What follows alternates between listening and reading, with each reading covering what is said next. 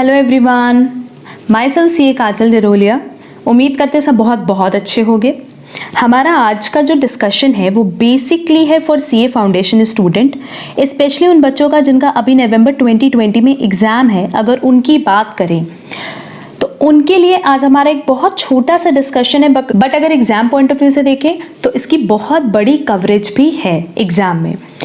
अगर हम लोग बात करते हैं बेटा फर्स्ट क्वेश्चन की, तो जो हमारा पहला क्वेश्चन है वो कंपलसरी क्वेश्चन होता है, क्योंकि उसमें हमारे पास कोई भी ऑप्शन नहीं दिया होता। पेपर पैटर्न होपफुली सारे स्टूडेंट्स ने देखा होगा। अगर आपको पेपर पैटर्न नहीं पता है तो हमने ऑलरेडी एक वीडियो बनाया हुआ है जहाँ पे हमने पेपर पैटर्न की डिटेल डिस्कशन की है, तो आप पहले वो वीडियो देख लेना, सो दैट आपको एटलीस्ट इसका आइडिया हो कि जो पेपर आप देने वाले हो नवंबर में उसका क्या पेपर पैटर्न है, किस तरीके से क्वेश्चंस पूछता है और कितने मार्क्स का पूछता है। तो उसके लिंक हम आपको नीचे डिस्क्रिप्शन बॉक्स में दे देंगे, आप वहाँ से वो क्लास कर लेना अगर आपको पेपर पैटर्न के बारे में नहीं पता है तो। बट ओवरऑल अगर हम बात करें, जनरली हमें पेपर पैटर्न के बारे में पता होता है अगर हमारा एग्जाम नवंबर 2020 में है तो। अच्छा, जो पहला क्वेश्चन है वो कंपलसरी क्वेश्चन होता है, दैट इज उसका कोई भी ऑल्टरनेट या कोई भी ऑप्शन हमारे पास नहीं होता। ये क्वेश्चन अटेम्प्ट करना हमारे लिए मैंडेटरी है। अच्छा, अब इसमें अगर देखा जाए तो ये 20 मार्क्स का होगा, क्योंकि ईच क्वेश्चन 20 मार्क्स के होते हैं, बट इसमें जो बाइफरकेशन है वो है 12 + 4 + 4। तो ये जो 12 मार्क्स है ये फिक्स ट्रू एंड फॉल्स पे आता है, एंड बाकी दो 4 मार्क्स की अगर बात करें तो ये 4 मार्क्स जनरली हमारे पास थ्योरी पूछता है, एंड ये 4 मार्क्स का एक न्यूमेरिकल आता है। बट आज की जो हमारी पूरी क्लास है ना, वो डिवोट की गई है इस 12 मार्क्स के लिए, जो कि ट्रू एंड फॉल्स पे बेस्ड है। अगर देखोगे तो ये 12 मार्क्स ओवरऑल पेपर के अकॉर्डिंग आप लोग को बहुत कम लगता होगा, but exam point of view से ना ये बहुत रेलेवेंट है। यहाँ पे आपको क्या है कि ये जो ट्रू फॉल्स है इसका आपको रीजन एक्सप्लेन करना होता है, और आप लोग करते क्या हो कि जो रीजन आप दे करके आते हो ना वो बिल्कुल भी जस्टिफाइड नहीं होता, और इसलिए आपके मार्क्स डिडक्ट हो जाते हैं। तो आज हम लोग डिस्कशन भी करेंगे ट्रू एंड फॉल्स पे। मैक्सिमम जितने क्वेश्चन बन सकते हैं ऑन ट्रू एंड फॉल्स हम आज उस पर डिस्कशन करने वाले हैं। पास्ट ईयर के जो हमारे पेपर्स अब तक हुए हैं, लाइक 2020 में तो एक भी पेपर कंडक्ट नहीं हुआ है, बट 2018 एंड 2019 मिला करके हमारे ऑलरेडी 4 पेपर्स हो चुके हैं, है ना। तो वो पास्ट ईयर के जितने भी क्वेश्चन पेपर्स हैं, जितनी भी हमारे रिवीजन टेस्ट पेपर हैं और जितनी भी मॉक टेस्ट पेपर है, सारे ट्रू एंड फॉल्स हर जगह से कवर किए हुए हैं। तो अगर यहाँ से आप ये पूरा ट्रू एंड फॉल्स कवर कर लो तो आपको एग्जाम में कुछ भी नया नहीं मिलेगा, और कहीं ना कहीं पूरी उम्मीद है 80% की कि जो हम इस वीडियो में बता रहे हैं आपको क्वेश्चंस, मोस्ट प्रोबेबली वही क्वेश्चंस आपको एग्जाम में मिलेंगे। हमने पहले बताया कि एग्जाम में होता क्या है कि अगर हमने प्रैक्टिस की हुई है तो ट्रू एंड फॉल्स हम बहुत ही ईजिली जस्टिफाई कर देते हैं, बट क्या हम रीज़न दे पाते हैं प्रॉपरली? नहीं। तो उस रीज़न के लिए ना आपको प्रैक्टिस करनी होती है, जो आप लोग नहीं करके जाते हो। आपको लगता है चलो ठीक है ट्रू एंड फॉल्स है, अपने हिसाब से रीज़न लिख देंगे, बट जो आप रीज़न वहाँ लिख करके आते हो ना उस पर इंस्टीट्यूट आपको मार्क्स नहीं देता। हम ये नहीं कह रहे कि आप पूरा मगअप करके जाओ, बट एटलीस्ट आपको पता होना चाहिए कि उसका वैलिड रीज़न क्या है। इसको और थोड़ा सा क्लैरिफाई करके बताएं कि ये जो 12 मार्क्स का क्वेश्चन आएगा, दैट इज क्वेश्चन नंबर 1 का ऑलवेज ए पार्ट क्या होता है? True and false. और ये फिक्स पैटर्न है, क्योंकि 4 बार से यही पेपर पैटर्न इंस्टीट्यूट फॉलो कर रहा है, एंड मई में तो आपका पेपर हुआ नहीं, मई 2020 में, ठीक। यहाँ क्या होता है ना कि आपके पास 6 स्टेटमेंट्स दिए होंगे और हर एक स्टेटमेंट 2 मार्क्स का होगा। तो आपको सिर्फ ट्रू एंड फॉल्स लिखने पे, जो जर्नली हमसे बच्चे बोलते हैं कि मैम अगर हम ट्रू एंड फॉल्स लिख करके चले आए तो हमें कितना मार्क्स मिलेगा? मैक्सिमम मिलेगा बेटा 0.5, उससे ज़्यादा नहीं मिलेगा। बट अगर आपने उसको प्रॉपरली जस्टिफाई किया, प्रॉपर रीज़न दिया है, तो 2 मार्क्स पे आपको मिल सकता है। क्लियर? तो हमने इस पूरे वीडियो में पास्ट ईयर के जितने भी क्वेश्चन पेपर्स हैं उनको कवर किया है, सारी की सारी MTPs that is mock test paper cover किया है, सारे रिवीजन टेस्ट पेपर कवर किए हैं। तो ओवरऑल हमने सारे क्वेश्चंस की कवरेज कर ली है। इसके अलावा जब आप लोग देखोगे आगे, तो आगे हमने कुछ एडिशनल क्वेश्चंस भी डाले हैं, और ये एडिशनल क्वेश्चंस बेसिकली आपकी प्रैक्टिस के लिए हैं। मतलब बेसिकली जो चैप्टर से एक्स्ट्रा क्वेश्चन बन सकते हैं हमने उनको भी यहाँ पे कवर किया है, बट वो हम सेकेंड पार्ट में अपलोड करेंगे। आज का जो हमारा डिस्कशन है वो previous year question paper, mock test paper और रिवीजन टेस्ट पेपर में जो ट्रू एंड फॉल्स के स्टेटमेंट्स हैं उन पे हम लोग डिस्कशन करेंगे। अच्छा, दूसरी चीज़, इस पूरे वीडियो में हम सारे के सारे स्टेटमेंट करेक्ट हैं या इनकरेक्ट उस पर डिस्कशन कर लेंगे, उनके रीजंस पे डिस्कशन कर लेंगे। बट कई बार आप लोगों को रिटन फॉर्म में आंसर चाहिए होता है। तो रिटन फॉर्म में आंसर हम within a week upload कर देंगे अपने टेलीग्राम चैनल पे। और अगर आप देखोगे तो टेलीग्राम चैनल इस नाम से बना हुआ है, that is CA Kajal Deroliya Excel Educare. उसकी लिंक हम आपको डिस्क्रिप्शन बॉक्स में प्रोवाइड कर देंगे, वहाँ से आप टेलीग्राम चैनल हमारा ज्वाइन कर लेना, जहाँ पे आपको पूरी एक कंप्लीट लिस्ट हम लोग आंसर की प्रोवाइड कर देंगे within a week. Clear? चलो स्टार्ट करते हैं हमारा आज का सेशन। पहला क्वेश्चन हमारा है, trade discount is a reduction granted by supplier from the list price of goods और services on business consideration for prompt payment. अब देखो यहाँ पे कह रहा है कि ये जो ट्रेड डिस्काउंट है इसका रिडक्शन सप्लायर कहाँ से करता है, लिस्ट प्राइस से करता है, ये तो करेक्ट है। बट क्या ये प्रॉम्प्ट पेमेंट के लिए किया जाता है? नहीं, प्रॉम्प्ट पेमेंट के लिए कौन सा डिस्काउंट देते हैं? कैश डिस्काउंट, है ना? तो इसका आंसर क्या होगा? फॉल्स, क्योंकि ट्रेड डिस्काउंट कभी भी प्रॉम्प्ट पेमेंट के लिए नहीं दिया जाता है, बल्कि कैश डिस्काउंट प्रॉम्प्ट पेमेंट के लिए दिया जाता है। क्लियर? तो अब आंसर तो हमारा फॉल्स है, बट इसका जस्टिफिकेशन या इसका रीजन क्या होगा कि trade discount is a reduction granted bye a supplier from the list price of goods and services. देखो ये चीज हम यहीं से कॉपी कर रहे हैं कि ये पूरी की पूरी लाइन तो हम यहाँ से कॉपी कर सकते हैं, रीजन बीइंग कि ये तो करेक्ट है, बट क्या ये फॉर प्रॉम्प्ट पेमेंट है? नहीं, ये है अदर देन प्रॉम्प्ट पेमेंट। ये प्रॉम्प्ट पेमेंट के लिए नहीं होता, बल्कि ये प्रॉम्प्ट पेमेंट के अलावा बाकी चीज़ों के लिए डिस्काउंट दिया जाता है। कहीं ना कहीं अपने प्रोडक्ट को मार्केट में प्रमोट करने के लिए, कहीं ना कहीं अपना एक मार्केट बनाने के लिए हम लोग ट्रेड डिस्काउंट प्रोवाइड करते हैं। क्लियर? तो ट्रेड डिस्काउंट क्या है? जो लिस्ट प्राइस से माइनस किया जाता है, ये तो करेक्ट है। तो ये स्टेटमेंट तो हमने यहाँ से कॉपी कर लिया, बट जहाँ पे करेक्शन करनी थी बस वही करेक्शन करके आपको एग्जाम में एज इट इज लिख देना होता है। क्लियर? ये पहला क्वेश्चन था, इसलिए हम बहुत ज़्यादा इस पर डिस्कशन कर रहे हैं, क्योंकि तुम लोग को ये नहीं पता होता कि रीज़न किस तरीके से लिखना है। रीज़न आप अपनी लैंग्वेज में लिखो, उसमें कोई प्रॉब्लम नहीं है, इंस्टीट्यूट उस पर मार्क्स नहीं काटता, बट आपको रीज़न ना हमेशा करना क्या होता है कि क्वेश्चन में से ही निकालना होता है। क्लियर? अच्छा, इसके अलावा देखो हमने यहाँ पे मेंशन किया हुआ है कि सारे क्वेश्चन पास्ट ईयर पेपर के, मॉक टेस्ट पेपर और RTP से ही कवर किए गए हैं। चलो चलेंगे सेकंड क्वेश्चन पे। Messrs XYZ and company runs a cafe. They renovated some of the old cabins. Because of this renovation, some space was made free and number of cabins was increased from 15 to 18. The total expenditure incurred was 30,000 and was treated as a revenue expenditure. पहले question समझ लेते हैं। Question में कह रहा है कि एक मेसर्स XYZ एंड कंपनी है जो कि कैफ़े रन करते हैं। इन्होंने बेसिकली क्या किया कि रेनोवेशन किया, और रेनोवेशन इस तरीके से किया कि उनकी जो ओल्ड केबिन्स थी उनका रेनोवेशन करने के बाद उनके पास खाली स्पेस बची, और खाली स्पेस में भी उन्होंने केबिन बनवा दी। क्लियर? तो यहाँ देखो 15 से अब 18 केबिन हो गया, एंड इस पे पूरा उनका खर्चा कितना आया? 30,000। बट क्या ये खर्चा रेवेन्यू एक्सपेंडिचर है? नहीं, इसका आंसर होगा फॉल्स, क्योंकि ये कैपिटल एक्सपेंडिचर है। और क्यों कैपिटल एक्सपेंडिचर है? क्योंकि खुद सोचो कि अगर नंबर ऑफ केबिन्स इंक्रीज हो गया 15 to 18, तो कहीं ना कहीं रेवेन्यू जनरेटिंग कैपेसिटी आपकी इंक्रीज हो रही है। एक पर्टिकुलर ईयर के लिए नहीं इंक्रीज होगी, बल्कि वो फॉर फ्यूचर पर्पस अगर देखा जाए तो फ्यूचर में आपको ये रेवेन्यू जनरेट करके देगा।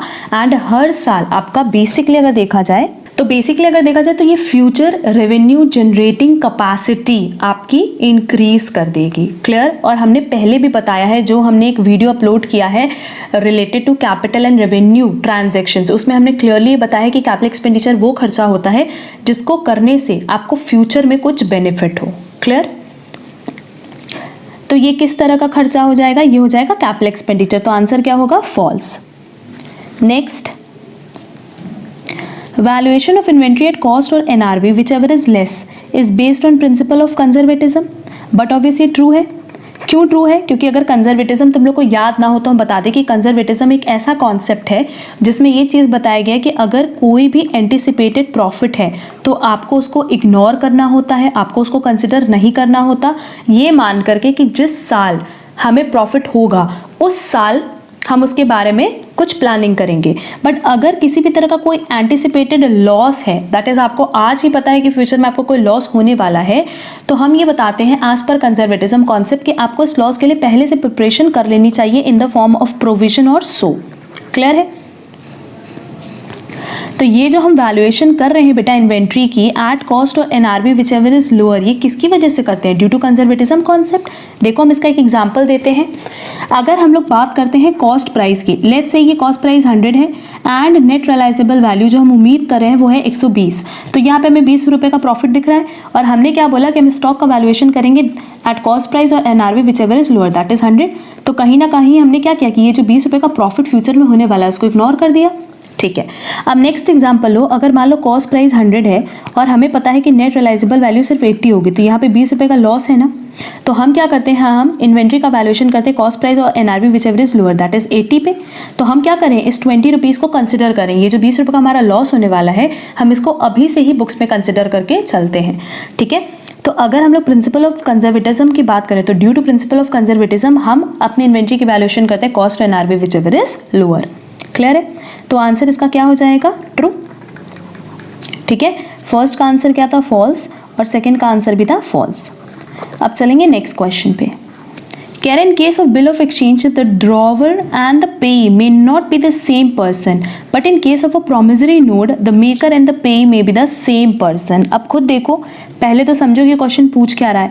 कह रहा है बिल ऑफ एक्सचेंज में जो ड्रॉवर और पेई है वो सेम पर्सन कभी नहीं हो सकते। May not be the same person, हो सकता है कि वो सेम पर्सन ना हो, कभी की तो बात नहीं किया, इसमें कहा may not be the same person. अच्छा, और दूसरा कह रहा है कि प्रॉमिसरी नोट में जो मेकर और पेई है may be the same person, वो सेम हो सकते हैं। आप देखो बिल ऑफ एक्सचेंज में पहले समझो ड्रॉवर होता कौन है। ड्रॉवर वो पर्सन होता है जिसने गुड्स सेल किया है किस पे? उधार पे, दैट इज सेलर, है ना। और पेई वो पर्सन होता है जो कि अल्टीमेटली पैसे रिसीव करता है। तो अगर देखा जाए तो जिसने बिल काटा दैट इज जो ड्रॉवर है वही तो यहाँ पे सेलर है जिसको पैसा मिलना है। तो अल्टीमेटली क्या होगा बिल ऑफ एक्सचेंज में कि अगर ड्रॉवर ने बिल बनाया और वो उस बिल को टिल मैच्योरिटी होल्ड कर ले तो जो ड्रॉवर होगा वही तो पेई होगा, है कि नहीं। तो देखो स्टेटमेंट क्या लिखा था, may not be the same person, बल्कि होना चाहिए था मे बी द सेम पर्सन।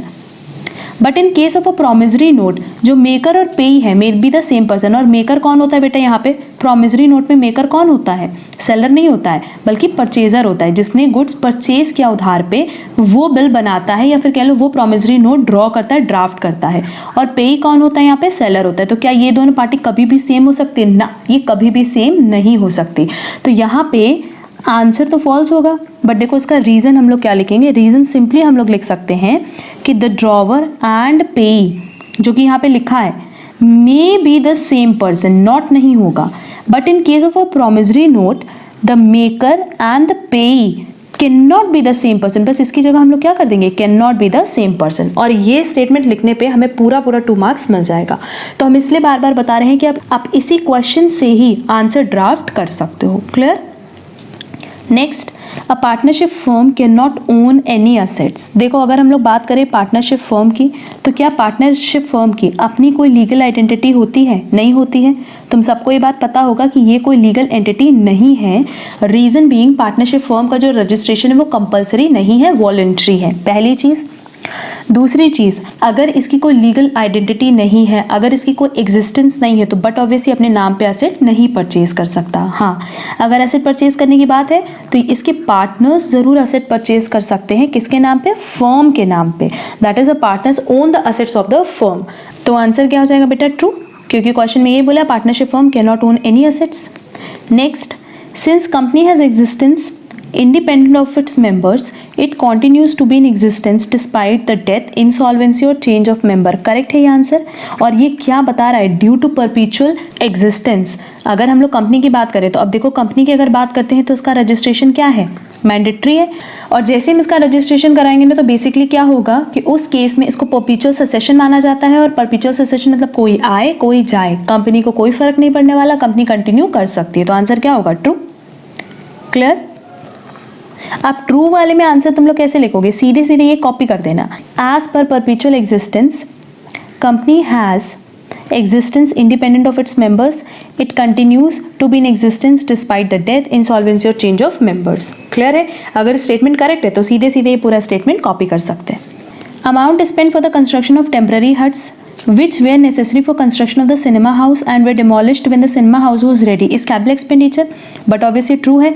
वैसे तो जब हमने कैपिटल एंड रेवेन्यू ट्रांजेक्शन का अगर आपने वीडियो देखा होगा जो हमने अपलोड किया है तो वहाँ पे हमने ये चीज़ ऑलरेडी जस्टिफाई की है, उसके सारे क्वेश्चंस भी हमने डील किए हैं. बट स्टिल हम यहाँ पे भी इस चीज़ को बता देते हैं कि जब आप सिनेमा हाउस की बात कर रहे हो, सिनेमा हॉल की बात कर रहे हो, तो खुद सोचो सिनेमा हॉल के कंस्ट्रक्शन से आपको फ्यूचर में बेनिफिट मिलेगा. मतलब इसका बेनिफिट ऐसा तो है नहीं कि इस साल बनवाया तो सिर्फ इस साल मिलने वाला है, लॉन्ग रन में इसका बेनिफिट हमें मिलेगा. तो अब इस कंस्ट्रक्शन के लिए अगर हमें टेम्पररी हट्स बनवाना पड़े, छोटे छोटे जो घर होते हैं बेसिकली जहाँ पे लोग रहते हैं, जो वो जहाँ पे स्टे करते हैं, तो उसका भी तो कंस्ट्रक्शन करना ज़रूरी है. किसके लिए? For the construction of cinema house. And क्योंकि सिनेमा हाउस का बेनिफिट आपको बहुत टाइम तक मिलेगा, दैट इज़ फ्यूचर में भी उसका बेनिफिट आपको मिलने वाला है, तो ये किस तरह का खर्चा है? But obvious capital expenditure. तो आंसर क्या हो जाएगा? True. If the amount is posted in the wrong account or it is written on the wrong side of the account, it is called error of principle. False statement.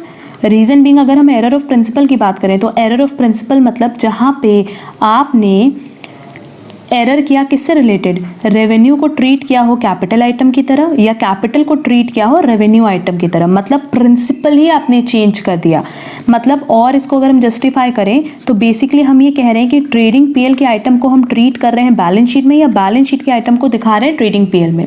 Clear? तो error of principal तो ये होता है. तो ये किस error की बात कर रहा है? ये बात कर रहा है एरर ऑफ कमीशन की. ये बात कर रहा है एरर ऑफ कमीशन की, क्योंकि एरर ऑफ कमीशन ये बोलता है कि अगर हमने रॉन्ग साइड पोस्ट किया है, रॉन्ग अमाउंट पोस्ट किया है, रॉन्ग अकाउंट में पोस्ट किया है, तो बेसिकली कौन सा एरर है? गलती तो है, बट किस तरह की गलती है? कमीशन. तो आंसर क्या हो जाएगा? False.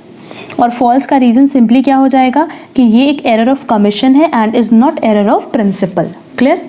Next, in case of consignment sale, ownership of goods will be transferred to consignee at the time of receiving the goods.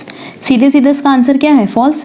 क्योंकि कंसाइनमेंट का कॉन्सेप्ट हमें पता है कि कंसाइनमेंट की जब सेल होती है, कंसाइनर गुड्स कंसाइन करता है कंसाइनी को, और वो भी किस पर्पज से करता है कि कंसाइनी कंसाइनर के बिहाफ पे गुड्स मार्केट में सेल करेगा. तो एक्चुअल ओनर कौन होता है? कंसाइनर ही होता है. कंसाइनी सिर्फ और सिर्फ एक तरह का एजेंट होता है जो कि कंसाइनर के बिहाफ पे गुड्स सेल करता है मार्केट में.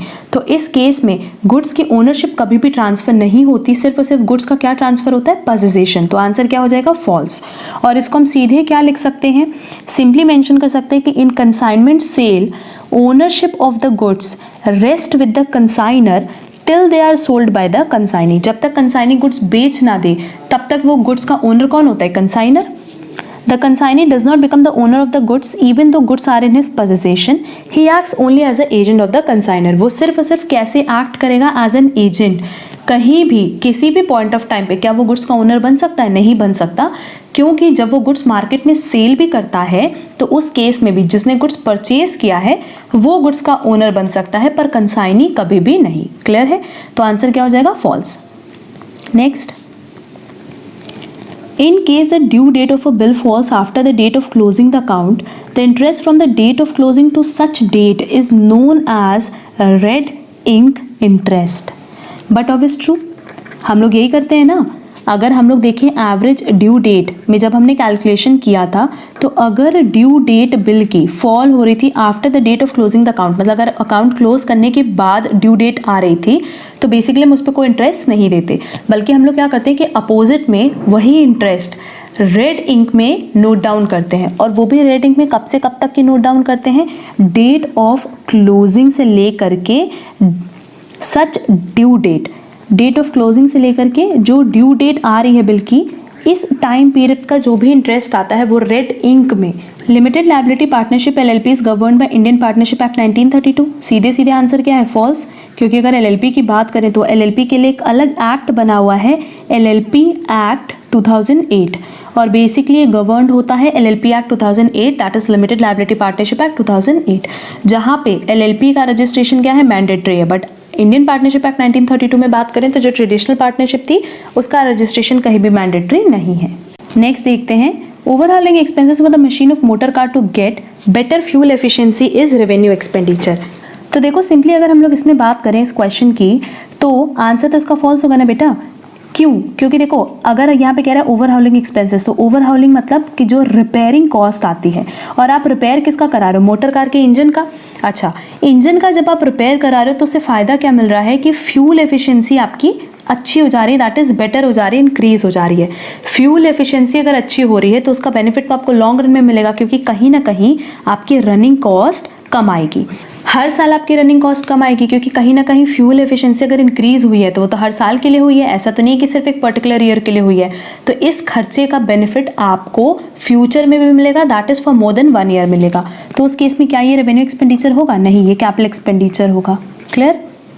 Next, depreciation is a non cash expense and does not result in any cash outflow. True है? अच्छा, अगर डेप्रिसिएशन की बात करें तो डेप्रिसिएशन मतलब बेसिकली होता क्या है कि जो भी हमारे पास टैंजिबल एसेट्स होते हैं, हमें ये बात पता है कि उनके नॉर्मल वेयर एंड टेयर की वजह से, नॉर्मल यूज़ की वजह से कहीं ना कहीं, एंड मोस्ट इंपॉर्टेंट ऑब्सोलेंस की वजह से कहीं ना कहीं उसकी वैल्यू डिक्रीज करती है हर साल।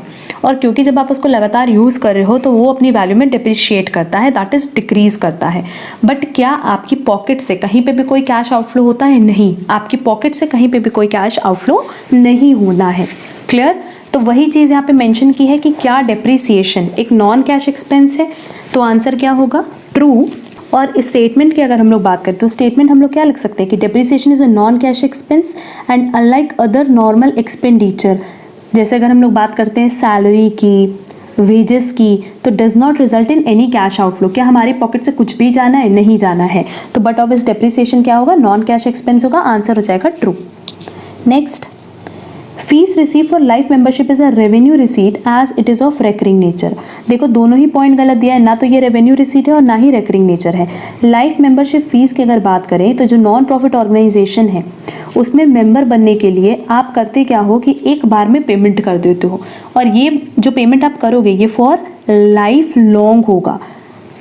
ये एक ऐसी फीस है जो कि आपको साल में बार बार नहीं पे करनी होगी। और नॉन प्रॉफिट ऑर्गेनाइजेशन के पॉइंट ऑफ व्यू से भी देखें तो उनको अगर ये फीस रिसीव हो रही है तो साल में 1-2 बार रिसीव होगी अलग अलग लोगों से। क्लियर? तो क्या ये रेकरिंग नेचर का है? नहीं, रेकरिंग नेचर मतलब जो बार बार अकर करता है। जैसे अगर तुम लोग सैलरी की बात करो तो सैलरी हर महीने पे करनी होती है ना। Subscription most of the time हर महीने आपको मिलता है। बट अगर हम लोग लाइफ मेंबरशिप फीस की बात करें तो life membership fees non recurring nature का है, क्योंकि कभी आ भी सकता है, कभी नहीं भी आ सकता है। और दूसरा, ये रेवेन्यू रिसीट नहीं बल्कि कैपिटल रिसीट है, क्योंकि इसका जो बेनिफिट है आप देते हो किसको? मेंबर को। वो भी 1 साल के लिए नहीं, बहुत सालों के लिए। मतलब आपको ये पैसा मिला और इस पैसे के बदले आपको अपने मेंबर को बेनिफिट देना होता है उसकी लाइफ टाइम के लिए। क्लियर? तो आंसर क्या हो जाएगा? फॉल्स, क्योंकि यहाँ पे दोनों ही स्टेटमेंट गलत है। और अगर हम इस स्टेटमेंट को करेक्ट करें तो सिंपली इस स्टेटमेंट में हम क्या कर सकते हैं? फॉल्स। ठीक है, लाइफ मेंबरशिप फीस रिसीव्ड किस लिए रिसीव्ड होती है? For life membership. ये किस तरह का रिसीट है? Is a capital receipt as it is of non recurring nature. बस यहाँ पे ये लिखना था कि भैया ये नॉन रेकरिंग का है और ये कैपिटल रिसीट है। करेक्शन में तो हम इतना ही करेक्शन करेंगे। Clear? If closing stock appears in the trial balance. अब देखो क्लोजिंग स्टॉक कहाँ अपीयर कर रहा है? ट्रायल बैलेंस में। जनरली तुम लोग देखते हो कि जो ट्रायल बैलेंस है उसके बाद एडजस्टमेंट में क्लोजिंग स्टॉक दिया होता है, और अगर क्लोजिंग स्टॉक वहाँ दिया होता है तो आप लोग उसका 2 एडजस्टमेंट करते हो। एक तो ट्रेडिंग में दिखा देते हो बाय क्लोजिंग स्टॉक, और एक बैलेंस शीट में असेट साइड दिखा देते हो। बट जब विद इन ट्रायल बैलेंस है, इसका मतलब कि जो परचेजेस है ना वो किस तरह का परचेजेस होगा? वो होगा एडजस्टेड परचेजेस। अब एडजस्टेड परचेजेस क्या है? एडजस्टेड परचेजेस मतलब ओपनिंग स्टॉक प्लस जो भी परचेजेस ड्यूरिंग द ईयर हुआ है माइनस क्लोजिंग स्टॉक। ये जो पूरा का पूरा फॉर्मूला है ये अप्लाई करने के बाद हमारे पास आता है एडजस्टेड परचेजेस। क्लियर? तो अगर हमारा closing stock with in trial balance है तो नो डाउट उसका एक ही ट्रीटमेंट होगा, और उसका ट्रीटमेंट कहाँ होगा? बैलेंस शीट में। लेकिन the closing inventory is then not entered in trading account at it is shown only in the balance sheet. तो आंसर क्या होगा? True. But obvious true. Clear? चलेंगे नेक्स्ट पे। क्वेश्चन नंबर 17 कट कर रहे हैं क्योंकि ये रेशियो एनालिसिस चैप्टर का है जो कि हमारे कोर्स से हट चुका है। बट क्योंकि हमने पहले बताया कि हम प्रीवियस पास्ट ईयर के सारे क्वेश्चंस इंक्लूड कर रहे हैं एंड मॉक टेस्ट पेपर के, रिवीजन टेस्ट पेपर के सारे क्वेश्चंस हमने बेसिकली यहाँ इंक्लूड किए हैं, तो इसीलिए ये क्वेश्चन भी यहाँ आ गया है, तो ये आप कट कर देना। नेक्स्ट है, if del credere commission is paid to consignor the loss of bad debt is to be borne by the consignor. देखो डेल क्रेडिटर कमीशन एक ऐसा कमीशन होता है जो कंसाइनी को इसी शर्त पे करता है कि आप क्रेडिट पे भी सेल करो, दैट इज उधार पे भी सेल करो। और उधार पे सेल करने पे सबको पता है कि कई बार डेटर आपको पैसे नहीं देता है तो नुकसान होता है, दैट इज बैड डेट। तो वो जो बैड डेट होगा ना वो किसको बेयर करना होगा? कंसाइनी को। एंड क्योंकि कंसाइनी एक लॉस बियर कर रहा है इसके लिए कंसाइनर उसको क्या पे करता है? कमीशन पे करता है। तो डेल क्रेडिटर कमीशन देने के बाद बैड डेट का जो लॉस है वो कौन बेयर करेगा? कंसाइनी, ना कि कंसाइनर। और क्वेश्चन में हमसे बोला है the loss of bad debt is to be borne by the consignor, तो आंसर क्या होगा? फॉल्स। और अगर इसको जस्टिफाई करना हो इस स्टेटमेंट को तो सिंपली आंसर क्या हो जाएगा कि if del credere commission is paid to consignee the loss of bad debt is to be borne by the consignee. Clear? Next question देखेंगे, expenses in connection with obtaining a licence for running the cinema hall is revenue expenditure. अगर हम लोग बात करते हैं licence की, तो licence mandatory है किसके लिए? अगर आपको सिनेमा हॉल रन करना है तो बिना लाइसेंस के तो आप सिनेमा हॉल रन नहीं कर सकते। तो खुद सोचो, इस खर्चे की वजह से, लाइसेंस ऑब्टेन करने का जो खर्चा है इसकी वजह से तो आप अपना सिनेमा हॉल रन कर पाओगे। एंड क्योंकि अगर आप सिनेमा हॉल रन करोगे तो इसका जो बेनिफिट है नो डाउट वो फ्यूचर में भी आपको मिलेगा। दैट इज, इस एक लाइसेंस की वजह से फ्यूचर में भी आपको बेनिफिट जनरेट होगा। तो उस केस में ये रेवेन्यू एक्सपेंडिचर नहीं बल्कि कैपिटल एक्सपेंडिचर है। बस ये चीज़ इतनी है कि सिनेमा हॉल दैट इज़ एक असेट बनने के पहले ही ये हम खर्चा करें, दैट इज़ ये प्री ऑपरेटिव एक्सपेंस है। बट ये किस तरह का खर्चा है? ये है कैपिटल एक्सपेंडिचर, क्योंकि इस खर्चे को करने के बाद आपको जो बेनिफिट मिलेगा वो लॉन्ग रन में मिलेगा, क्योंकि आप सिनेमा हॉल रन कर पाओगे। Clear? Next, reissue forfeited shares is allotment of shares but not a sale. अच्छा, अगर हम बात करें अलॉटमेंट की, तो अलॉटमेंट तब होता है जिस पॉइंट ऑफ टाइम पे हमने स्टार्टिंग में सारे शेयर्स लोगों को अलॉट किए हैं जिन्होंने पहले अप्लाई किया था। बट अगर री इशू ऑफ फॉरफिटेड शेयर्स की बात करें तो फॉरफिटेड शेयर्स वो शेयर्स होते हैं जो कंपनी अपने उन शेयर होल्डर से छीन लेती है जो प्रॉपर अमाउंट का पेमेंट नहीं कर पाते।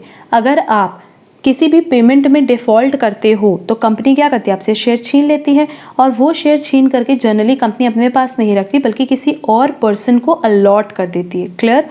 बट जो री इशू होता है ये कैसा प्रोसेस है? सेल ऑफ शेयर का प्रोसेस है, ना कि अलॉटमेंट ऑफ शेयर का, क्योंकि ये वो शेयर होते हैं जो कि पहले दैट इज अर्लियर इशू हो चुके होते हैं। क्लियर? तो इस पूरे प्रोसेस को हम अलॉटमेंट नहीं बल्कि सेल कहते हैं। तो आंसर क्या हो जाएगा? फॉल्स।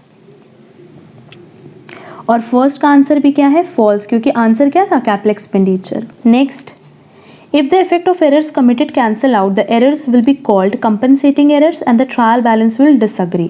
देखो, अगर कोई भी एरर, कोई भी गलती होती है और वो गलती आपस में ही कैंसिल हो जाती है। लेट्स से हमारे पास दो डेटर हैं ए एंड बी। ए से हमें 10,000 मिला और हमने गलती से ये अमाउंट सेटल कर दिया बी के अकाउंट में, बट स्टिल हमारे क्या डेटर के बैलेंस पे किसी भी तरह का कोई इफेक्ट पड़ना है? नहीं पड़ना है। इन दोनों के लेजर में फ़र्क पड़ेगा, और फ़र्क कितना पड़ेगा? सिर्फ इतना कि ए का अकाउंट क्लोज होना था बल्कि बी का अकाउंट क्लोज हो जाएगा। क्लियर? तो यहाँ कह रहा है the errors will be called compensating error. तो ये तो करेक्ट है कि इस तरह के एरर को हम क्या कहते हैं? Compensating error. बट क्या उसे ट्रायल बैलेंस डिसएग्री करेगा? नहीं करेगा, क्योंकि अगर मान लो डेटर्स पहले 50,000 थे तो इस पेमेंट के बाद डेटर कितना हो जाएगा? 40,000, है ना? और ए भी डेटर है, बी भी डेटर है, तो बट ऑब्वियस इससे हमारा ट्रायल बैलेंस अग्री करेगा, ना कि डिसएग्री। तो आंसर क्या हो जाएगा? False. Next, there are 2 ways of preparing an account current. क्या 2 तरीका होता है? नहीं, फॉल्स। 3 तरीका होता है अकाउंट करेंट बनाने। अगर इसका क्वेश्चन किया होगा बच्चे तो याद होगा कि पहला था इंटरेस्ट टेबल की हेल्प से हम लोग बनाते थे, है ना? दूसरा था प्रोडक्ट की हेल्प से, और तीसरा प्रोडक्ट ऑफ बैलेंसेस, कि जितना बैलेंस बचा है उसके प्रोडक्ट के बेसिस पे हम कैलकुलेशन करते हैं। तो बेसिकली अगर अकाउंट करेंट की बात करें तो हमारे पास 3 मेथड है, ना कि 2। तो आंसर क्या हो जाएगा? False. Next, when there is no partnership deed prevails, the interest on loan of a partner to be paid at the rate 6%। True है।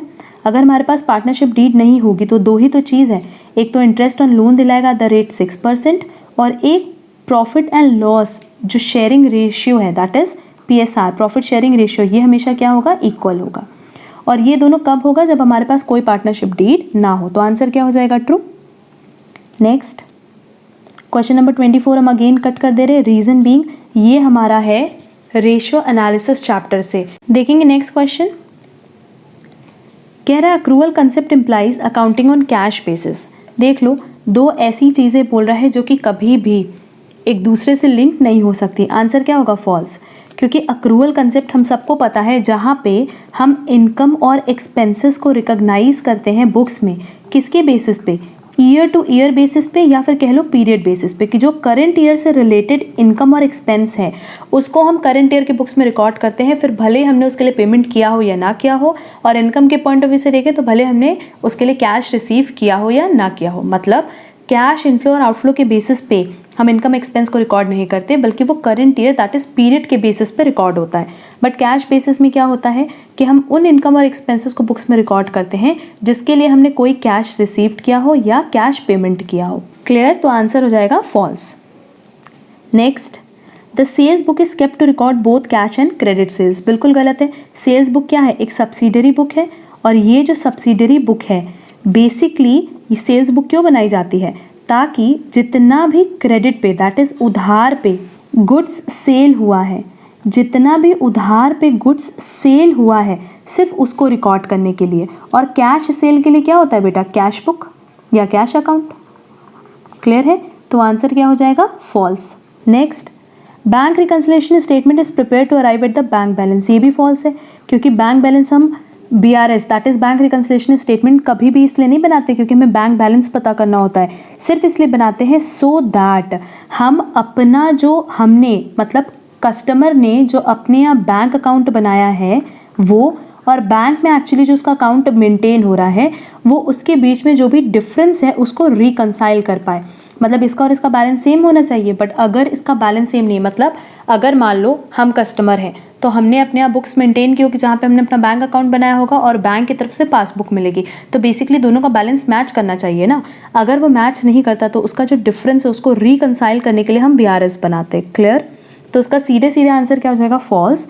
Bank reconciliation statement is prepared to reconcile and explain the causes of difference between bank balance as per cash book and the same as per bank statement on a particular date. Clear है? तो answer क्या हो जाएगा? False. चलेंगे next question पे। Finished goods are normally valued at cost और market price whichever is higher. अभी हमने पिछले क्वेश्चन में डिस्कस किया था कि हम फिनिश्ड गुड्स को दैट इज क्लोजिंग स्टॉक का वैल्यूएशन नो डॉट कॉस्ट और market price whichever is lower पे करते हैं, वो भी ड्यू टू कंजर्वेटिज्म कॉन्सेप्ट। तो हायर की जगह क्या होना चाहिए था? लोअर। तो आंसर क्या हो जाएगा? False. Next, reducing balance method of depreciation is followed to have a uniform charge for depreciation and repairs and maintenance together। आप देखो इस क्वेश्चन का अगर तुम लोग मतलब समझोगे तो ये कह रहा है कि reducing balance method that is written down value method that is WDV, ये एक ऐसा मेथड है डेप्रिसिएशन का जहाँ पे यूनिफॉर्म चार्ज होता है डेप्रिसिएशन का एंड यूनिफॉर्म चार्ज होता है रिपेयर्स एंड मेंटेनेंस का। यूनिफॉर्म मतलब कहीं पे भी कंसिस्टेंट की बात नहीं कर रहा है। यूनिफॉर्म मतलब कि वो जो भी पैटर्न फॉलो करेगा उस पैटर्न को लेकर के कंसिस्टेंट रहेगा। क्लियर? तो देखो अगर हम लोग बात करते हैं डेप्रिसिएशन की सबसे पहले, तो रिड्यूसिंग बैलेंस मेथड में क्या होता है कि लेट्स से अगर 10,000 की वैल्यू है और 10% का रेट है तो फर्स्ट ईयर तो 1000 डेप्रिसिएशन लगेगा, बैलेंस कितना बचा? 9000। अब इस पे 10% दैट इज 900 लगेगा, तो कितना बैलेंस बचा? 8100। नेक्स्ट 810। तो देखो डेप्रिसिएशन क्या हो रहा है? डिक्रीज हो रहा है। तो एक तरह से तो रेट ऑफ डेप्रिसिएशन, एक तरह से तो ये जो चार्ज ऑफ डेप्रिसिएशन है ये क्या है? यूनिफॉर्म है। यूनिफॉर्म किस सेंस में कि ये डिक्रीज ही होगा, ये इंक्रीज नहीं होगा बल्कि डिक्रीज होगा। तो चार्ज ऑफ डेप्रिसिएशन यूनिफॉर्म है। अच्छा, अब रिपेयर्स एंड मेंटेनेंस में देखो कि जब हम कोई भी असेट नया खरीदते हैं तो नए असेट पे क्या होता है कि स्टार्टिंग में रिपेयर एंड मेंटेनेंस कम होता है और धीरे धीरे फिर वो इंक्रीज होता जाता है। ये तो किसी भी असेट के लिए अगर बात करो तो ऐसा ही होता है कि स्टार्टिंग में क्योंकि वो नया असेट होता है तो उस पर रिपेयर मेंटेनेंस कम लगता है और फिर धीरे धीरे इंक्रीज होता है। तो रिपेयर एंड मेंटेनेंस का जो चार्ज होगा वो भी क्या होगा? यूनिफॉर्म होगा। किस तरीके से यूनिफॉर्म होगा कि ये इंक्रीज करेगा। क्लियर है मेरा पॉइंट? तो क्वेश्चन में ये चीज़ पूछा था कि एज पर WDV मेथड क्या charge of depreciation and charge of repair and maintenance uniform होता है? तो आंसर होगा ट्रू। एंड यूनिफॉर्म होने के लिए हमने जस्टिफाई क्या किया कि भाई डेप्रिसिएशन का जो चार्ज होगा वो हमेशा डिक्रीज होगा, मतलब डेप्रिसिएशन हमेशा डिक्रीज होता है इन case of reducing balance method, and repair and maintenance हमेशा इंक्रीज होगा क्योंकि जैसे जैसे वो असेट पुराना होता जाएगा वैसे वैसे उस पर रिपेयर एंड मेंटेनेंस का खर्चा ज़्यादा आएगा। क्लियर? बाकी जब हम इसका आंसर अपलोड करेंगे तो यही चीज़ स्टेटमेंट वाइज कैसे लिखनी है हम वो अपलोड कर देंगे एंड साथ ही साथ हम इंस्टीट्यूट के आंसर्स को फॉलो करेंगे। जैसा ICAI को आपसे एग्ज़ाम में आंसर्स चाहिए होता है वही हम अपलोड करने वाले हैं। क्लियर? नेक्स्ट क्वेश्चन देखेंगे। कह रहा है discount at the time of retirement of a bill is a gain for the ड्रॉई। सबसे पहले तो समझो रिटायरमेंट ऑफ बिल मतलब जब आप बिल डिस्चार्ज कर रहे हो, दैट इज बिल का पेमेंट होना है। तो जब बिल का पेमेंट होना है, अगर उस पॉइंट ऑफ टाइम पे बिल पे डिस्काउंट दिया जा रहा है तो नो डाउट वो ड्रॉई, दैट इज जिसने गुड्स खरीदा था, परचेजर के लिए जिसको पेमेंट करना है, उसके लिए क्या होगा? फ़ायदा ही तो होगा। जैसे अगर मान लो एक बिल बना 10,000 का, ठीक है, ए ड्रॉवर था और बी ड्रॉई था। अब बी को at the time of retirement of bill बोला गया कि आपको 10,000 की जगह 9,900 देना है, क्योंकि 100 का हम आपको डिस्काउंट दे रहे हैं। तो बी के लिए क्या हुआ? ये बेनिफिट हुआ, और ए के लिए क्या हुआ? लॉस हुआ। तो आंसर क्या हो जाएगा? True. Next, A withdrawal of cash from the business by the proprietor should be charged to PL account as an expense. False है। ये तो सिंपल क्वेश्चन था। कह रहा है कि अगर हम कैश का विड्रॉल करेंगे, कहाँ से? बिजनेस से। कौन विड्रॉल कर रहा है? प्रोप्राइटर। तो सिंपली इसको हम लोग कैसे ट्रीट करते हैं? ड्राइंग्स की तरह ट्रीट करते हैं। और ड्राइंग्स कोई भी क्या बिजनेस एक्सपेंस है? नहीं, ड्राइंग्स बिजनेस एक्सपेंस नहीं है, बल्कि ये पर्सनल एक्सपेंस है। और क्योंकि ये पर्सनल पर्पस के लिए आपने विड्रॉ किया है, तो उस केस में हम क्या करते हैं कि इसको ड्राइंग की तरह ट्रीट करते हैं और प्रोप्राइटर के कैपिटल को रिड्यूस कर देते हैं। कितने अमाउंट से? जितने अमाउंट से आपने ड्राइंग की है। क्लियर? तो ये कहीं पे भी पीएल में नहीं जाता। और पीएल में नहीं जाने का रीज़न क्या है कि ये एक ऐसा एक्सपेंस है या ये एक ऐसा लॉस है जो बिजनेस से रिलेटेड नहीं है, बल्कि पर्सनल पर्पस से रिलेटेड है। और प्रॉफिट एंड लॉस अकाउंट में हम क्या चीज़ दिखाते हैं? जो हमारे बिजनेस से रिलेटेड है। क्लियर? तो ये ड्राइंग्स है, और ड्राइंग्स को हम कहाँ दिखाते हैं? प्रोप्राइटर्स कैपिटल से डिडक्ट करके। तो आंसर क्या हो जाएगा? False. Next, partners can share profit और losses in their capital ratio when there is no agreement.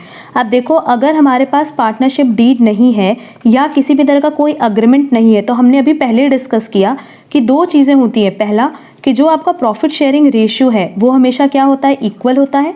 And आपको interest on loan at the rate 6% मिल सकता है। तो यहाँ क्वेश्चन में बोला है कि partners profit and loss share करेंगे कैपिटल रेशियो में, बल्कि आंसर कैपिटल रेशियो नहीं, इक्वल रेशियो होना चाहिए। तो इसका करेक्ट आंसर हो जाएगा false. Next, receipts and payments account highlights total income and expenditure.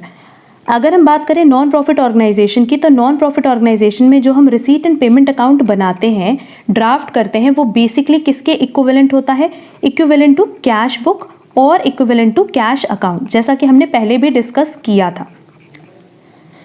और यहाँ कह रहा है कि receipt and payment account highlight करता है टोटल इनकम एंड एक्सपेंडिचर को। तो रिसीट एंड पेमेंट कभी भी इनकम एक्सपेंडिचर को हाईलाइट नहीं करता, बल्कि वो इक्विवेलेंट टू कैश बुक होता है। मतलब जब भी कैश रिसीव्ड होगी या कैश का पेमेंट होगा, वो जाता है रिसीट एंड पेमेंट अकाउंट में। और वो कैश किसी भी ईयर से रिलेटेड हो सकता है, करेंट ईयर, पास्ट ईयर और फ्यूचर ईयर। क्लियर?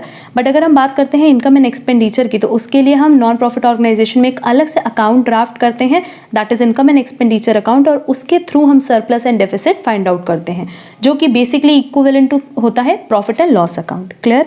तो आंसर हो जाएगा false. Next, goods worth ₹600 taken by the proprietor for personal use should be credited to capital account.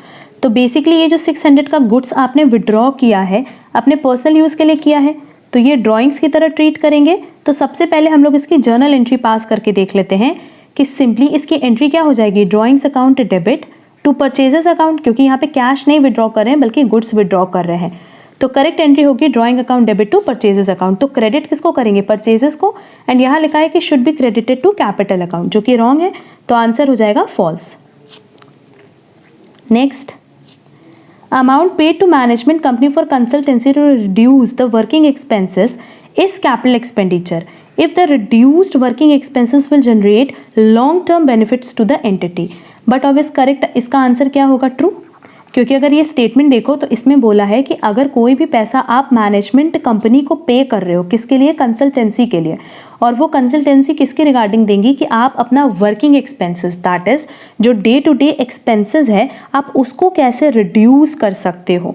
तो वर्किंग एक्सपेंसेस मतलब जो डे टू डे एक्सपेंसेस, अगर हम उसको रिड्यूस करने की बात करें तो नो डाउट इसका बेनिफिट लॉन्ग रन में मिलेगा, दैट इज लॉन्ग टर्म तक मिलेगा। तो इस तरह के खर्चे को हम क्या कहते हैं? Capital expenditure. तो आंसर क्या होगा? True. Next, The additional commission to the consignee who agrees to bear the loss on account of bad debts is called overriding commission. Same topic पे हमने ऑलरेडी पहले डिस्कशन किया है कि अगर कंसाइनर कोई भी एडिशनल कमीशन देता है कंसाइनी को, वो भी किस पर्पस के लिए, to bear the loss on account of bad debt, तो ऐसे कमीशन को हम कहते हैं del credere commission. Clear? Overriding commission नहीं कहते हैं। तो आंसर क्या हो जाएगा? फॉल्स। अब यहाँ पे ये भी क्लियर कर लो कि ओवरराइडिंग कमीशन क्या होता है। तो ओवरराइडिंग कमीशन एक ऐसा कमीशन होता है जो कंसाइनर कंसाइनी को पे करता है so that consignee invoice price के अबव गुड्स को सेल करे। मतलब अगर कंसाइनर की एक्सपेक्टेशन है कि उस गुड्स से उसको 100 रुपये मिलेंगे और कंसाइनी ने उसको 120 पे बेचा, तो ये जो 20 रुपये एक्स्ट्रा कंसाइनी की वजह से मिल रहा है उस पर भी कंसाइनर कमीशन देता है, और ऐसे कमीशन को हम कहते हैं ओवरराइडिंग कमीशन। तो आंसर यहाँ क्या हो जाएगा? False. Next, when there is no agreement among the partners, the profit or loss of the firm will be shared in their capital ratio. Again same question है जो हमने ऑलरेडी डिस्कस किया है कि अगर किसी भी तरह का कोई अग्रीमेंट या पार्टनरशिप डीड एग्जिस्ट ना करे तो उस केस में प्रॉफिट शेयरिंग रेशियो हमेशा क्या होता है? इक्वल। ठीक है, कैपिटल रेशियो नहीं होगा। तो आंसर हो जाएगा फॉल्स। और अगर इसका करेक्ट आंसर हमें लिखना होता, मतलब पूरा प्रॉपर स्टेटमेंट मेंशन करना होता, तो सिंपली हम क्या लिखते? फॉल्स एंड आगे मेंशन करते according to Indian partnership act, in the absence of any agreement among the partners profit and losses of the firm are shared equally among the partners. कि PSR क्या होगा? Profit sharing ratio क्या होगा? Always equal. Next, when shares are forfeited, the share capital account is debited with called up capital of shares forfeited and the share forfeiture account is credited with calls in arrear of shares forfeited. तो but office इसका answer false है, क्योंकि जब आपसे share forfeit किया जाता है, that is छीना जाता है, तो उस केस में हम लोग एंट्री क्या करते हैं? शेयर कैपिटल अकाउंट डेबिट, जितना पैसा मिल गया उसको डालते हैं शेयर फॉरफीचर में, और जितना पैसा नहीं मिला हो, चाहे शेयर अलॉटमेंट का चाहे फर्स्ट कॉल का, तो उसको हम यहाँ बाई नेम दिखाते हैं। क्लियर? तो शेयर कैपिटल अकाउंट को तो बेसिकली हम डेबिट करते हैं विद कॉल्ड अप अमाउंट, तो ये तो यहाँ पे सही दिया है। बट शेयर फॉरफीचर में हम कॉल्स इन अरियर नहीं दिखाते, बल्कि जितना अमाउंट हमें मिला होगा, जैसे शेयर एप्लीकेशन का हो सकता है रिसीव हो गया हो, अलॉटमेंट का हो सकता है रिसीव हो गया हो, वो जाता है शेयर फॉरफीचर में, क्योंकि बेसिकली शेयर फॉरफीचर रिप्रेजेंट करता है कि कंपनी को कितना बेनिफिट हुआ है प्रीवियस शेयर होल्डर्स से। क्लियर? तो इसका आंसर क्या हो जाएगा? फॉल्स। और पूरा स्टेटमेंट अगर इसको करेक्ट करना होता तो यही चीज़ कॉपी करते, सिंपली क्या लिखते? When shares are forfeited the share capital account is debited with called up capital of shares forfeited and the share forfeiture account is credited with amount received on shares forfeited. Clear? यहाँ calls in arrear हटा करके हम सिर्फ इतना लिखते with amount received. Clear है? तो इसका आंसर क्या होगा? फॉल्स। चलेंगे नेक्स्ट क्वेश्चन पे। The reserves and position disclosed by final accounts are not exact. तो बट ऑब्वियस फाइनल अकाउंट से जो भी रिजल्ट्स एंड पोजीशंस आती हैं वो कभी भी एग्जैक्ट नहीं होती। अब आप पूछोगे एग्जैक्ट क्यों नहीं होती? क्योंकि खुद सोचो, फाइनल अकाउंट्स जो बनाता है वो होता है अकाउंटेंट, है ना?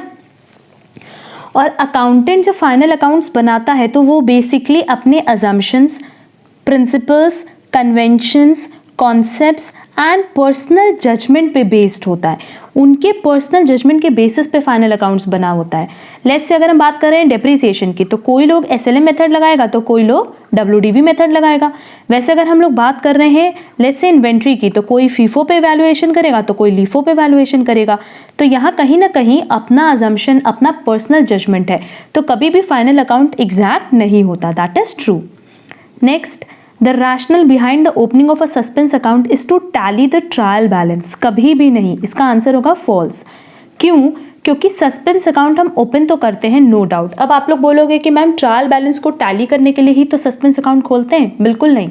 सस्पेंस अकाउंट ओपन करने का पर्पस कभी भी ये नहीं होता कि हमें ट्रायल बैलेंस मैच कराना है, बल्कि ये पर्पस होता है कि अगर ट्रायल बैलेंस हम किसी तरह से रेडी कर दें तो तुरंत के तुरंत हमारा फाइनेंशियल स्टेटमेंट्स हम ड्राफ्ट कर पाएंगे। That is trading and PL account and balance sheet draft कर पाएंगे विदाउट एनी डिले। तो हमारे फाइनेंशियल स्टेटमेंट में किसी भी तरह का डिले ना हो, फाइनेंशियल स्टेटमेंट के प्रिपरेशन में किसी भी तरह का डिले ना हो, सिर्फ इसलिए हम ट्रायल बैलेंस को with the help of suspense account match करा देते हैं। क्लियर? तो आंसर क्या होगा? False. Next, reducing balance method of depreciation is followed to have a uniform charge for depreciation and repairs and maintenance together. हम लोग अभी डिस्कस कर चुके हैं कि इसका आंसर ट्रू होगा। अब देखो अगर ये सेम क्वेश्चन हम लोगों को आया तो कहीं ना कहीं तुरंत आंसर क्लिक करेगा कि हाँ मैम इसका आंसर ट्रू होगा। Reason being reducing balance method में जो डेप्रिसिएशन होता है वो ईयर वाइज डिक्रीज करता है and repair and maintenance increase करता है। तो कहीं ना कहीं ये यूनिफॉर्म एक पैटर्न शो कर रहा है ना। तो इसको बहुत ही ईजिली हम अपनी लैंग्वेज में लिख सकते हैं। बट अगर ये क्वेश्चन तुमने फर्स्ट टाइम पढ़ा होता तो प्रॉब्लम क्या होती है कि जब हम फर्स्ट टाइम कोई क्वेश्चन पढ़ते हैं तो नो डाउट हमें उसका आंसर आता है, बट वे ऑफ प्रेजेंटेशन हो सकता है कि हमारा वैसा ना हो जैसे इंस्टीट्यूट की रिक्वायरमेंट है। क्लियर? इसीलिए इसकी प्रैक्टिस करने का सबसे बड़ा बेनिफिट होगा कि सबसे पहला जो 12 मार्क्स का क्वेश्चन है वो हम कंप्लीट कर पाएंगे ईजिली, वो भी मैक्सिमम 4 to 5 मिनट्स में। चलो नेक्स्ट क्वेश्चन पे चले। Accounting can be viewed as an information system which has its input processing methods and output, but of is true। क्योंकि अगर हम लोग बात करते हैं अकाउंटिंग की तो अकाउंटिंग भी एक information system that is IS की तरह ही होता है, क्योंकि वहाँ पे इनपुट, जिस इनपुट को हम आउटपुट में कन्वर्ट करना चाहते हैं तो इनपुट के अपने खुद के बनाए मेथड्स हैं और उससे जो हम आउटपुट कैलकुलेट करना चाहते हैं वो भी हमारा खुद का बनाया हुआ है। क्लियर? क्योंकि अगर हम अकाउंटिंग की बात करें तो बेसिकली एक ऐसा प्रोसेस है जहाँ हम आइडेंटिफाई करते हैं, मेजर करते हैं, कम्युनिकेट करते हैं किसको? इन्फॉर्मेशन को, to permit informed judgement and decision. Clear? It covers the preparation of financial statements and communication to the user of accounts. कि हम लोग बेसिकली करते क्या है कि अकाउंटिंग ये एक ऐसा प्रोसेस है जहाँ पे हम रिकॉर्डिंग से ले करके जो हमारा फाइनल रिजल्ट आता है उसको हम आइडेंटिफाई करते हैं, जो यूजर्स अकाउंट्स के उनको कम्युनिकेट करते हैं। तो बेसिकली ये पूरा प्रोसेस है। तो इनपुट और आउटपुट किसका डिसाइडेड है? हमारा। तो आंसर क्या होगा? True. Next, the value of human resources is generally shown as assets in the balance sheet, but obvious false.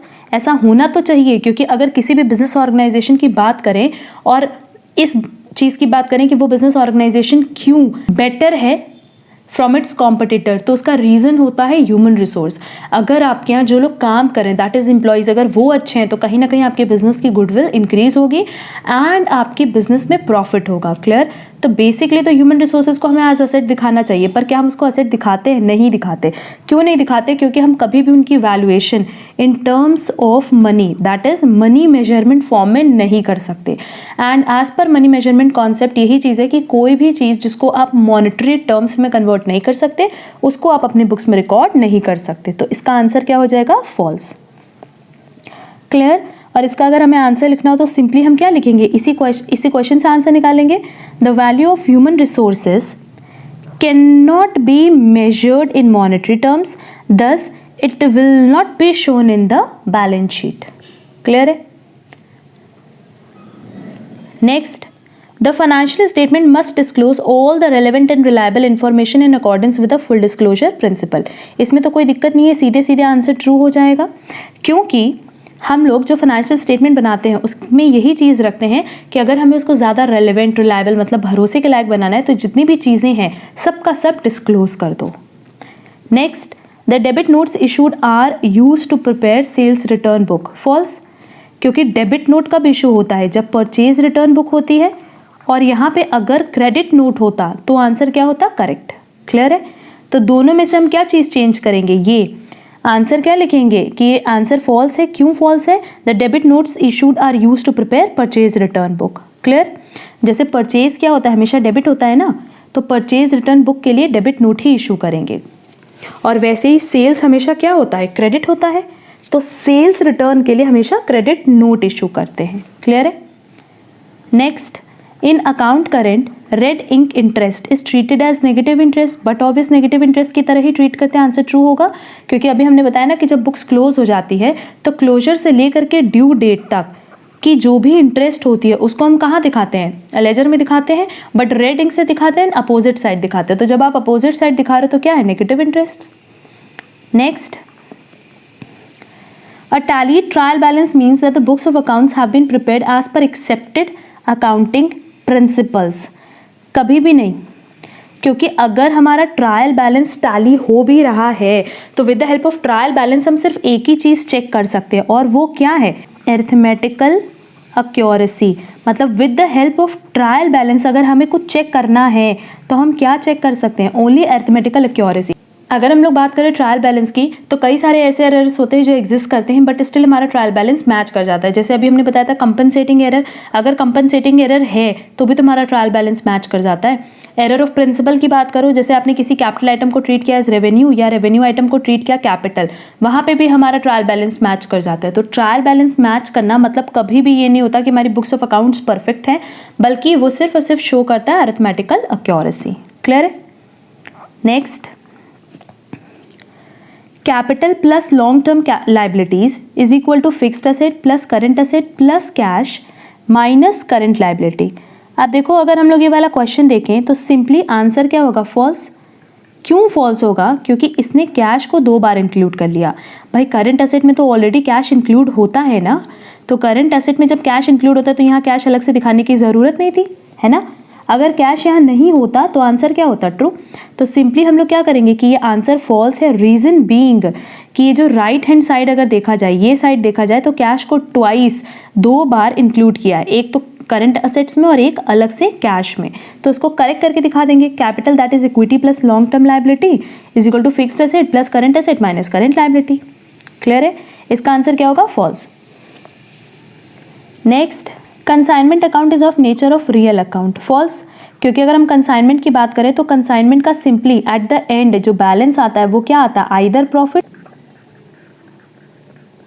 और लॉस। चाहे तो प्रॉफिट आएगा चाहे तो लॉस आएगा। और जब किसी अकाउंट से आप प्रॉफिट लॉस निकाल रहे हो तो वो रियल अकाउंट नहीं हो सकता, बल्कि वो किस तरह का अकाउंट होगा? Nominal account. क्लियर है? तो आंसर क्या होगा? फॉल्स। और उसके बाद लिखोगे consignment account is of nature of nominal account. ठीक। Next, the sales book is kept to record both cash and credit sales. नहीं, इस पे भी हमने ऑलरेडी डिस्कशन किया है। इसका आंसर होगा फॉल्स, क्योंकि सेल्स बुक एक ऐसी सब्सिडरी बुक है जिसमें सिर्फ और सिर्फ क्रेडिट सेल्स हम रिकॉर्ड करते हैं, वो भी किसकी? Of goods. Clear? Next, in the calculation of average due date only the due date of first transaction must be taken as the base date, but obvious false. क्योंकि अगर देखा जाए बात हो रही है बेस डेट की, तो बेस डेट हम कोई भी ट्रांजैक्शन डेट ले सकते हैं। मतलब एनी ट्रांजैक्शन डेट, कोई भी ट्रांजैक्शन की डेट को आप चाहो तो बेस डेट कंसिडर कर सकते हो। तो आंसर क्या हो जाएगा? फॉल्स। क्लियर? और इसका करेक्ट आंसर क्या होगा? सिंपली हम लिख सकते हैं while calculating the average due date, while calculating the average due date any transaction date, इसकी जगह क्या लिखेंगे? एनी ट्रांजैक्शन डेट, इसको कट करेंगे और यहाँ लिखेंगे any transaction date must be taken as the base date. Clear है? Next, if a partner retires then other partners have a gain in the profit sharing ratio, but obvious true, क्योंकि अगर कोई एक partner firm छोड़ के जाएगा तो बाकी जो रिमेनिंग पार्टनर्स हैं उनको फायदा होगा, दैट इज गेनिंग रेशियो, इसलिए तो कैलकुलेट करते हैं। क्लियर? नेक्स्ट क्वेश्चन देखेंगे, net income in case of persons practising vocation is determined by preparing profit and loss account. देखो, जब कोई पर्सन प्रैक्टिस कर रहा है वोकेशन तो बेसिकली हम इसको नॉन प्रॉफिट ऑर्गेनाइजेशन की तरह ट्रीट करते हैं, और अगर उसकी नेट इनकम कैलकुलेट करनी भी है तो with the help of income and expenditure account हम कैलकुलेट करेंगे, ना कि with the help of profit and loss account. क्योंकि प्रॉफिट एंड लॉस अकाउंट हम तब बनाते हैं जब हमारा मोटिव प्रॉफिट अर्न करने का हो, बट अगर हम नॉन प्रॉफिट ऑर्गेनाइजेशन रन कर रहे हैं तो सिंपली हम क्या ड्रॉ करेंगे? Income and expenditure account. Clear? तो इसका आंसर क्या हो जाएगा? सिंपली हम लिखेंगे फॉल्स, फुल स्टॉप, फिर फुल स्टॉप के बाद लिखेंगे net income in case of persons practising vocation is determined by preparing, सीधे इसको कट करके यहाँ पे लिखेंगे, यहाँ हम लिख रहे हैं ऊपर income and expenditure account. Clear है? बस हो गया। तो इसका आंसर क्या हो जाएगा? फॉल्स। ये हमारा लास्ट क्वेश्चन था। एंड ओवरऑल अगर हम देखें तो इस 53 क्वेश्चन में बेसिकली हमने जितने भी पास्ट ईयर क्वेश्चन पेपर थे इंस्टीट्यूट के वो कवर कर लिए। इसके अलावा जितने भी मॉक टेस्ट पेपर में क्वेश्चन थे एंड रिवीजन टेस्ट पेपर में थे वो सारे क्वेश्चंस हमने कवर कर लिए। जितने भी मॉक टेस्ट पेपर थे ना पास्ट ईयर के, जनरली उसमें वही क्वेश्चंस कवर किए गए थे जो पास्ट ईयर क्वेश्चन पेपर में ऑलरेडी पूछे जा चुके थे। इसलिए हमारे पास ओवरऑल से 53 क्वेश्चंस थे। इसमें से कई क्वेश्चंस हमने डिलीट भी किए जो रिपीटेटिव नेचर के थे। अब नेक्स्ट क्लास में जो हम इसकी सेकंड क्लास अपलोड करेंगे उसमें हम कुछ एडिशनल क्वेश्चंस अपलोड करेंगे जो basically exam point of view से बहुत रेलेवेंट है, आपकी प्रैक्टिस के लिए भी बहुत ज़रूरी है और कहीं ना कहीं एग्जाम में वो क्वेश्चंस पूछे जा सकते हैं। तो जितने क्वेश्चंस बन सकते थे कुछ पैटर्न पे हमने क्वेश्चंस ड्राफ्ट किए हैं, तो उसकी क्लास भी हम बहुत जल्दी अपलोड करेंगे। आज के किसी भी क्वेश्चन में अगर आपको किसी भी तरह की कोई प्रॉब्लम होगी तो कमेंट बॉक्स में कमेंट करके ज़रूर पूछना। आज के लिए बस इतना। Thank you so much.